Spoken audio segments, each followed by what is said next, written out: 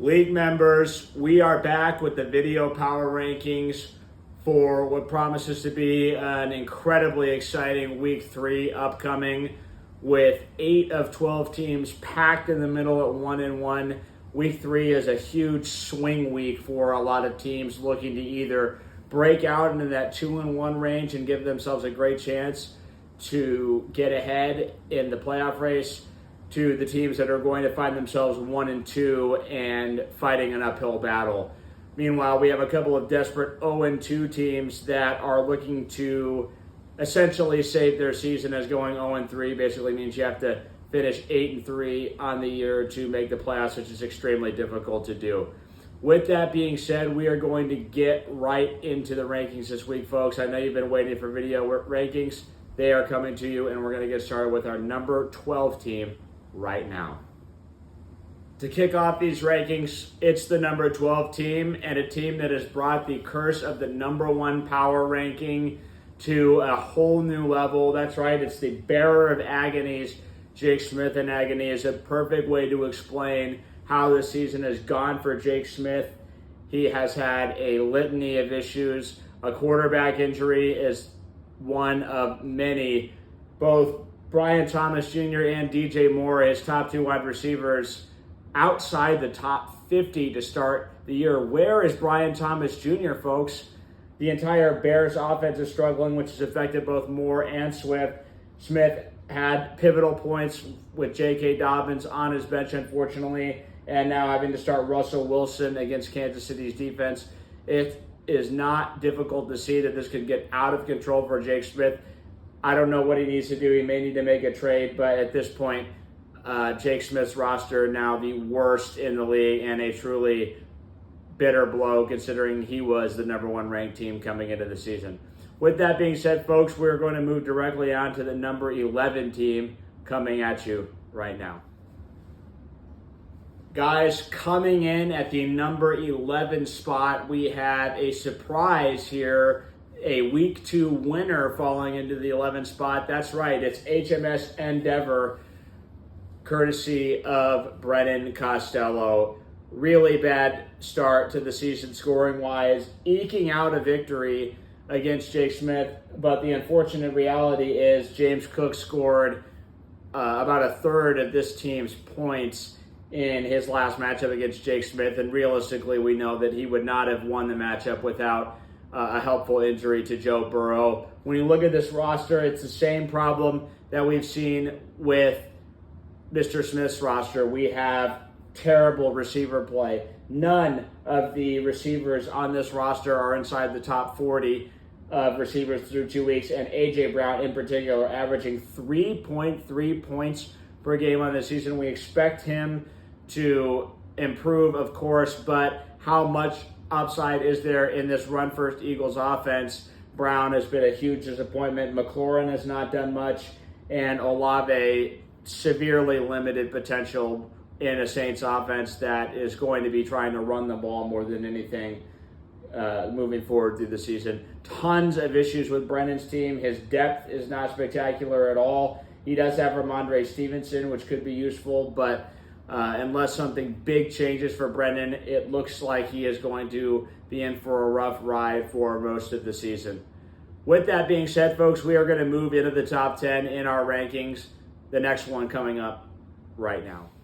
Gentlemen, barely scraping into the top 10. Top 10 in most things would be pretty good, but top 10 doesn't get you far in this league. And coming in at number 10, we have the buy-in collection program with the 2-time defending champion Nate Solly, and we may need to get somebody a little bit more competent in charge of the buy-in collection program, because this has just not been a well-run team so far. Barely scraped by a week 1 victory, and then you had me right where you wanted me in week 2 and just could not come through. Going into the primetime games, not down by many points, and having 4 players, including basically your 3 top stars, going for your team, and you just slowly but surely got strangled throughout the course of those 2 days to not come through with the victory. This is the 3rd straight team that we have evaluated that does not have a wide receiver in the top 40 of wide receivers.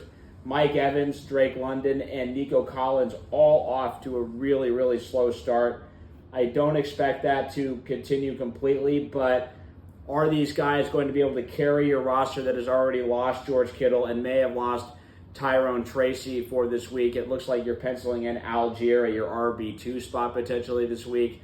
That is the type of thing that can get really ugly, and Mr. Brandon Niblock, typically very unforgiving to those who are coming in with a banged-up roster. Overall, it's a combination of injuries and poor running back play that has damned this team to being in the number 10 spot, and really has just been lingering around the bottom of the rankings so far. Nate Solly's probably going to have to buy his own diapers this year, it looks like, because I don't think Hunter Henry is going to pull this team up and get him where it needs to be.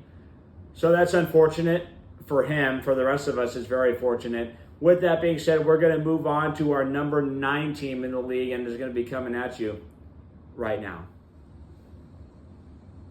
Folks, it is with great regret that I have to announce that coming in at number 9, one of the preseason favorites, one of the rosters I really liked, was our very own Bone Crushers. Chris has here coming in at the number 9 spot at 0-2. He had a great week 1 and was just barely edged out, but last week things got real ugly real quick. All of a sudden, things are looking very different from the Bone Crushers than they did at the start of the season. We have some running backs not living up to the hype. Kyron Williams has not done well. Chase Brown had a real big off week last week. Probably should be fine, but overall you have to slightly downgrade some of the Bengals' offensive pieces right now thanks to the Burrow injury, and we'll see if Brown can sort of overcome. The good news for him is he catches passes. He should be fine. The real problems with this roster are inconsistent play at wide receiver with the Jets offense and the Dolphins not being able to keep those guys fed. And then your tight end position, drafting Mark Andrews and Hawkinson, you kind of spent 2 mid-round picks on both of those guys, probably thinking you could mix and match those guys, maybe trade one of them. Unfortunately, those guys have been completely ineffective for your team. Hawkinson, I have hopes for maybe in the Wentz era to get going, but Mark Andrews just looks shot. He dropped another touchdown the other day. I don't know what's going on with him, but has tight end weakness, quarterback struggles, wide receiver inconsistency, and not getting quite enough upside from your running backs, which you spent a lot of draft capital on. Realistically, all 3 of your running backs need to be in the top 20, and that just isn't the case right now. So with that being said, I still think that this Bone Crusher team can turn it around. Certainly, he's the better of the 0-2 teams right now. You have to get this win. You've got a huge matchup against AJ. AJ is going to be hungry for that win. If he gets that win, he knows he's going to be sitting very pretty. If you go to 0-3, it's going to take an all-time comeback to get your team in the playoffs, and you might have to start trading pieces at that point if things start going badly for you. With that being said, very unfortunate for the Bone Crusher. Just not going to get done. I'm planning on avoiding meeting Has in person anytime soon, just in case he gets pissed and starts crushing bones. You do not want to be in that guy's way when he starts doing that. So let's all potentially avoid this guy until he gets his first win at least. With all that being said, folks, we are going to move on. Number 8 in the rankings is coming straight at you, and we're going to have it for you right now. Guys, coming in at the number 8 spot in the power rankings, we have the schoolmaster himself, Boston Monroe, Taylor's daddy, coming in at this spot. Big time start to the season. He won week 1, did take an L week 2, but it was actually a solid performance against this Leicester squad that just got the better of him. A lot of people will probably say that Boston's team should be higher, but this is a team that we've seen fade time and time again. I'm calling this a gut feeling ranking where I just don't think that this team, for whatever reason, is going to continue the momentum. First of all, you've got Travis Kelce. That guy is kind of a question mark at tight end right now. I know he had the big, long touchdown catch week 1, but that's where the majority of his points have come from. He's not been consistent at all. Doesn't really have a true RB1 right now. Very dependent on Josh Allen. When Josh Allen had a great week 1, he won easily, and when he didn't, he just couldn't quite get over the hump. that's going to be a common theme for this Monroe squad, I think. And unfortunately, there's going to be weeks where James Cook scores a lot of touchdowns like that week, and Allen doesn't quite get the number of points that you're going to need. So with that being said, I like a lot of the pieces of Boston's roster. The double ram worked really well last week.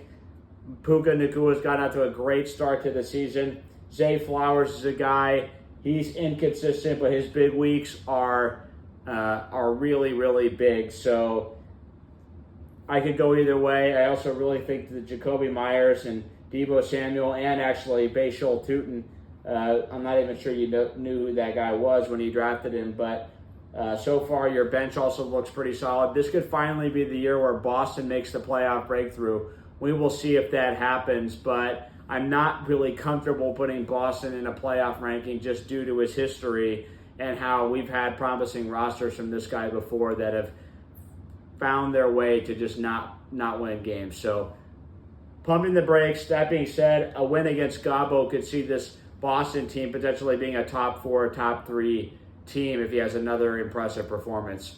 With that being said, folks, we're going to move on to the number 7 spot, starting to get to that middle of the pack, these fringe playoff teams. Here we go, coming in at number 7, right up next.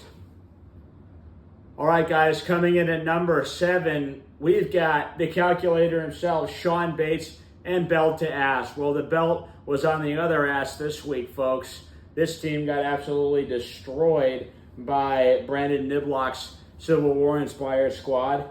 Sort of a Vicksburg-esque defeat for this belt-to-ass team.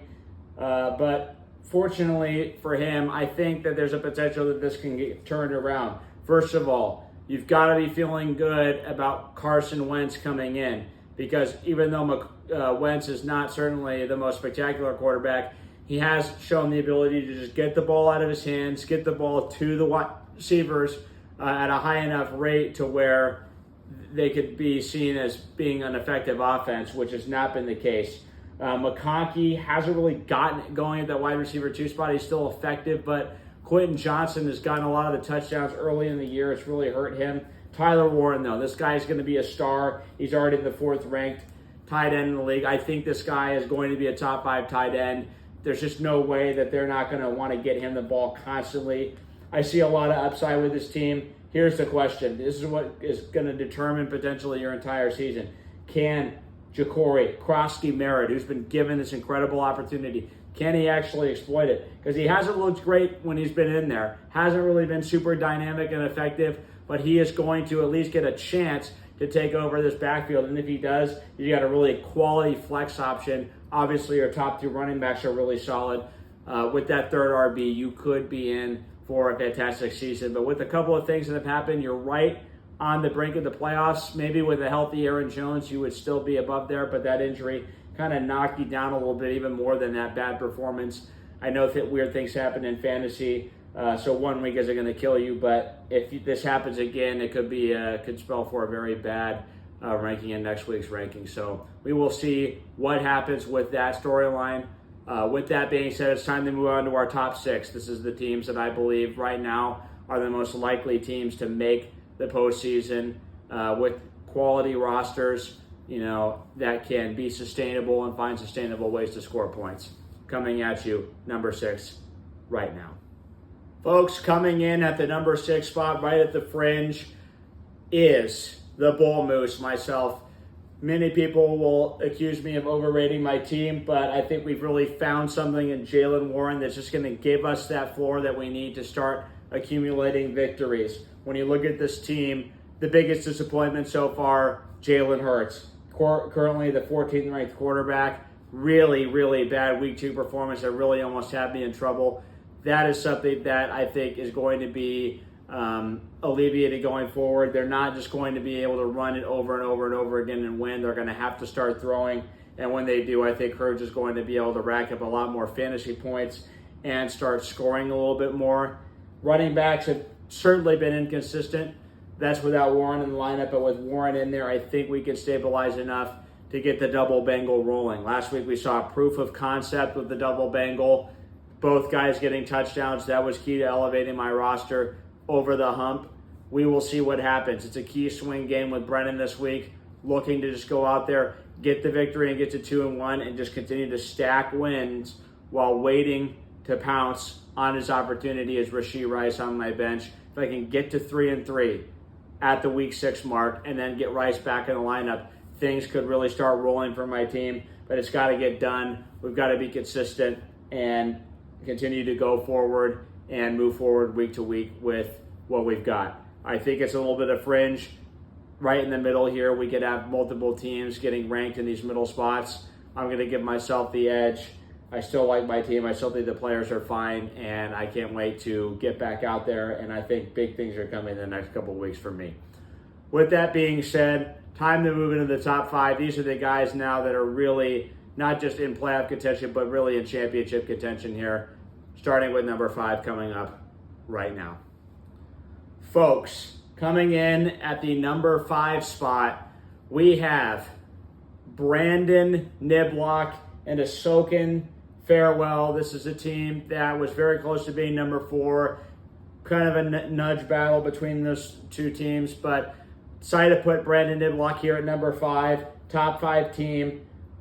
Couple reasons. The tight end spot, I just felt that the number 4 team was much more solid at tight end than Nibs with Dalton Kincaid, who has gone out to a better start, but still hasn't shown ever the ability to create consistent production at the tight end position in his early young career. And of course, the RB2 spot, we've got to watch that because Judkins certainly has potential, but he's going up against that extremely tough Green Bay defense. Meanwhile, Travion Henderson is just almost looking like the clear backup to Ramondre Stevenson, who's had a resurgence in his career. The irony, which is not lost on any of us, is that you drafted Ramondre high and had high hopes for him in the past, and now you are being victimized by him when he's not even on your roster. Things to like about the team, still liking the quarterback position with Jaden Daniels. Jonathan Taylor, this guy's got a chance to finish as the number 1 running back in fantasy. What a player Jonathan Taylor is. He can carry you. You just need to get a couple of big pieces around him. One of those being Malik Neighbors, obviously, who's another elite player on your roster. Just need a couple of these Devontae Smith, Ricky Pearsall, Judkins types to kind of elevate, get a couple of those guys elevating with your superstar players that you have in place, and you can start to string together some victories here because we know we're going to get some consistent production out of your key players. With that being said, there is a team I like a little bit more than this team, and that is going to be coming up with the number 4 team right now. Folks, coming in at the number 4 spot, we have the Bowling Green Falcons. That is the storyline. Gabo McGregor, after a terrible week 1 where he totally let our nemesis off the hook, he rebounds and just destroys the Bone Crushers last week. Bo Nix, total rebound. I think Bo Nix is actually a really good quarterback for fantasy. I think he's going to be a top 10 guy. I really like Bo right now. Here's the difference between why I ranked Gabo's team a little bit higher than Nips. For one, you've got Tucker Kraft. I think that's a huge upgrade at tight end. I think Kraft actually could be one of the special tight ends this year because Love seems to really like him, and these other wide receivers are getting banged up. Golden is raw, showing potential, but he's not really ready yet. And Jaden Reed just got a devastating injury. They're going to be looking to Kraft often. Here's the thing. CeeDee Lamb is always going to be a target monster. He is right now the wide receiver 12. I expect that to improve. His running backs very solid with Bucky Irving and James Conner. Tet McMillan is basically the whole Carolina offense right now. I think that this guy with McGregor, his depth maybe isn't the most spectacular. Booty's intriguing, but the rest of the guys are either unproven or just handcuff players. But McGregor's squad at the top end has the potential to be one of the best. What do I think is the key? Is Tyreek Hill going to be able to sustain the production that he got last week? Because he got about 14 points in the wide receiver 2 spot. If he can just keep stringing games like that together and start becoming more of the part of this Dolphins offense, McGregor is going to be competing for this title. If Hill just falls off a cliff, I don't think he has enough depth behind it to really overcome a Tyreek Hill, either injury or just drop off in performance. So that's kind of the key swing piece for this McGregor-led squad. What you would hate to see is for him to have to trade one of his running backs to get some help at other places because he doesn't really have a lot behind his RBs either. With that being said, we are going to move on to the top 3 teams, elite squads here in the top 3 that I think are really sensational, that have a chance to legitimately win a title. Coming at you, the first of our top 3 right now. Folks, coming in to kick off the top 3, we have highly questionable AJ Dolly. I mean, who would have thought that he would finally redeem himself this year, but he's done it. When you look at this roster, what's incredible is through 2 weeks, we have 3 of the top 6 running backs on this team. Christian McCaffrey, Devon Achane, and Javonte Williams. And with the first 2 guys, it's clear that those 2 offenses run through those guys, the 49ers and McCaffrey, and the Dolphins with Achane. I also still am not panicking on these receivers. I think Marvin Harrison Jr., he's going to have some quiet games, but he's going to have enough good games to make up for the fact that we have a little bit of a quarterback issue right now. Tyrod Taylor slated to get the start for this squad against Tampa. We'll see how that goes. Taylor is sort of a dump-off, intermediate type of guy, not really a big play, explosive player, but sort of fits the mold for AJ's team. Just had kind of an identity crisis with Aaron Rodgers at quarterback. It could have cost him, but he really ran into a buzzsaw with Cam's team last week. That being said, we've had 2 really, really strong performances from this squad. It simply cannot be ignored. I also really think that Juwan Johnson was a savvy pickup. Spencer Rattler's going to have to lean on Johnson a lot. He made just a sensational contested catch against the Niners this weekend to give him the touchdown. Overall, this team may be a little bit thin when it comes to some of the depth pieces, as Travis Hunter has yet to really pop on the season so far. But this high end to kick off the season is as high as it's going to get. So until we start getting into bye week and injury country with this team, we have to start looking at this as an elite roster in our league. And you have to respect having 3 top 6 running backs on the team right now. Really incredible stuff from AJ. Looks like he had his best draft in potentially a decade. With that being said, we are going to move on to the top 2 teams. And I just mentioned who the top one of the top 2 teams is going to be coming at you right now. Folks, coming in at number 2, we have the controversial first name, last name with Cam. This team is absolutely steamrolling right now. The guy with the number 1 overall pick, he goes with Bijan. Finally, the Falcons are using him, and that's bad news for everybody that's not Cam. Bijan showing the elite talent. You saw it on Sunday night when they continued to gash him over and over and over again. The jump cuts, the moves, the elusiveness, and power. He's just an incredible runner, really entertaining guy to watch. Lamar Jackson, great quarterback. He's currently the number 1 quarterback. We expect him to be in the top 3 in fantasy pretty much every year going forward. So we really think that that's sustainable here. And then when you look at the receiving core, well, we're not sure how sustainable it is, but the results have been undeniable through the first 2 weeks. Odunze looks like he's taken over as a top dog in Chicago, which is a big deal. And then Igbuka right now with this high-powered Bucs offense didn't exactly have a fantastic game in his second NFL game. He had that key drop, but he got in the end zone again for the 3rd time this season. Clearly, Baker's going to at least feed him some targets. They are manufacturing screen passes and other short plays for him, which makes you think that they really believe in his talent early on. He's a mature player. Kenneth Walker, inconsistent to start the year, but he looked like he had a lot of burst against Pittsburgh last week. So we'll see if that's continuing. The key for Cam is that he's also got pretty decent depth. We've got 3 really solid receivers you can feel good about, and then Najee Harris backing up his only real major question mark right now, which is Omarion Hampton. So with that being said, first name, last name, coming in at number 2. We're not going to give him a personal penalty this week. After 2 big wins to start the year, we had to really start taking this Cam squad extremely seriously when it comes to potential champions this season. With that being said, we know the number 1 team is going to be. If you're number 1 and you win, you stay number 1, and that's going to be the case. We're going to talk Leicester right now. Number 1 team in the league, Leicester, Louis Delane, put in Herbert. You finally embraced the Herbert, and you're getting rewarded with what has been a great start to the year for virtually all of your players. Henry had a major malfunction for some reason. last week, and he still managed to win with a comfortable, margin in the end against Boston, even though he kind of tried to make it close at the end. Henry should be fine going forward. Here's the key. Jordan Mason, now an RB1 in Minnesota, and he has looked better than Aaron Jones. He's looked explosive.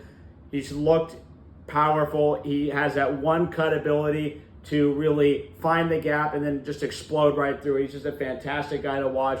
You're going to have a lot of fun watching him this year. Amon-Ra St. Brown and JSN. That is just a really solid wide receiver duo that you just feel like is going to produce every week, because whether it's the Seahawks or the Lions, you know that those quarterbacks are going to want to go over the middle to those guys a lot. That's what we've been seeing with Sam Darnold, and that's what we've been seeing with Jared Goff. Trey McBride is an elite tight end. Totally understand why you took him high. I saw him in person last year against the 49ers. I was really impressed with McBride. Chubb at flex, that's a decent play. I don't know. I feel like he's kind of cooked, but here's the key. You have guys behind on your bench that you can use, namely Courtland Sutton, who's, kind of piddling along to start the year, but I think he's going to pick things up. And then you've got Godwin, who is already questionable. He's not projected to play, but the fact that he's getting on an injury report and he's not out means that he is starting that rehab process to get back in the lineup. He could be a difference maker for sure for your team going forward. Overall, Lester's team, I really like basically all of his team at this point. I mean, there's really not a lot here to nitpick on his roster. Lester, we know you can do it in the regular season. Can you do it in the playoffs? That's going to be the question. But so far, it looks like you're at least going to have the chance to redeem yourself going forward. That's going to do it for the power rankings, folks. Going into week 3, the key swing matchups. I am very excited that this is going to happen because we're going to have an opportunity to put a couple teams in the hole. Couple good high-ranked teams are going to be on the hot seat, and a couple surprise teams are going to be somewhere between 2-1 and 3-0. With that being said, folks, we are going to say farewell to you guys. We will see you next week. There should be video rankings coming out week after week now. After last week not being able to do them, moving forward, that should not be a problem anymore. That's going to wrap it up, folks. Thank you very much for watching, and I will see you next week.